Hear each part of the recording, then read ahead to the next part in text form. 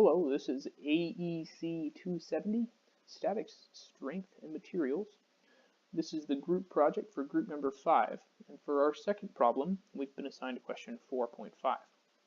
Question 4.5 looks at calculating dead and live load on the ridge beam of a structure and transmitting this load into interior and exterior columns. So we've been given set values for the live and dead load of the roof, and we'll start by calculating the weight that this puts on each joist.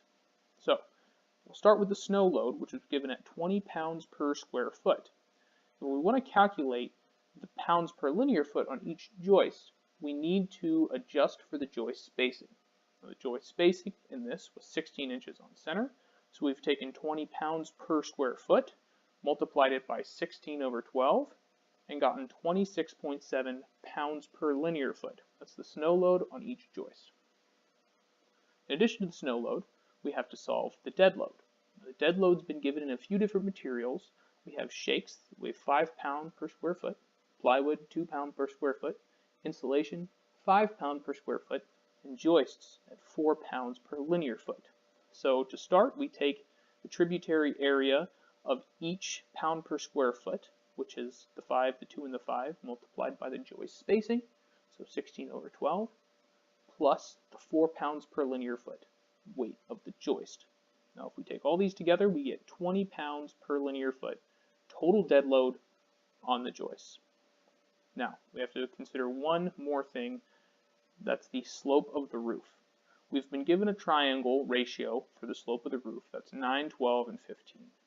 So we have to take the 20 pounds per linear foot found in dead load and adjust for the slope of the roof, which is done by multiplying it by 15 over 12. This gives us an adjusted dead load of 25 pounds per linear foot. Adding these together, we come up with a total weight of 51.7 pounds per linear foot of weight on the joist. That's the dead load and the live load. Only half of this is going to be applied on the ridge beam. Since the joist span from bearing wall to ridge beam, the other half will go onto the bearing wall.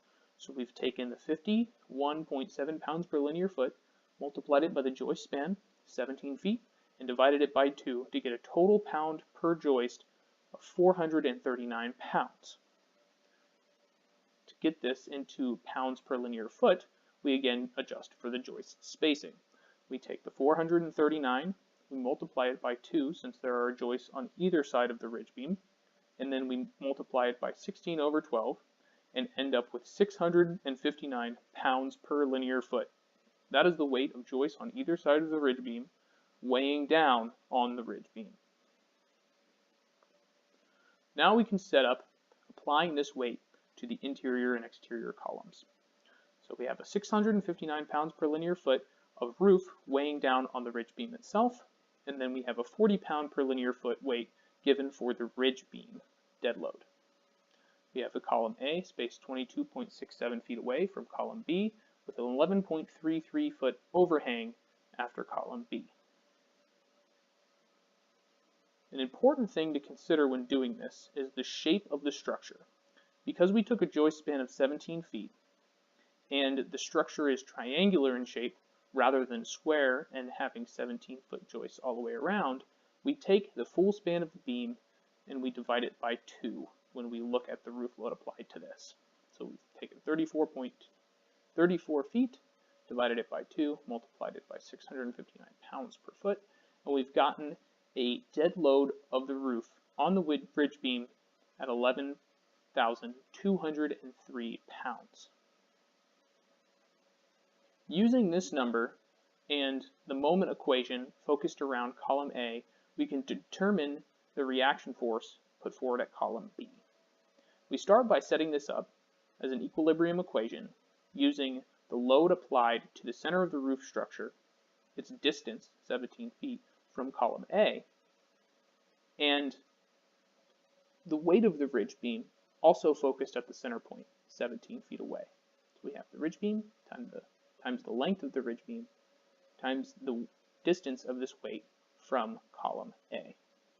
Balancing this equation, we come up with column B's reaction force at 9,420.8 pounds. This is the weight of the roof and the ridge beam over column B. Now, taking this and plugging it into an equilibrium equation for Y, we can then find the reaction force at column A. Again, we take the weight of the roof and the weight of the ridge beam, set this equal to column B and column A, and then plug in the 9,420.8 pounds for column B to find that column A is roughly 3,142.2 pounds.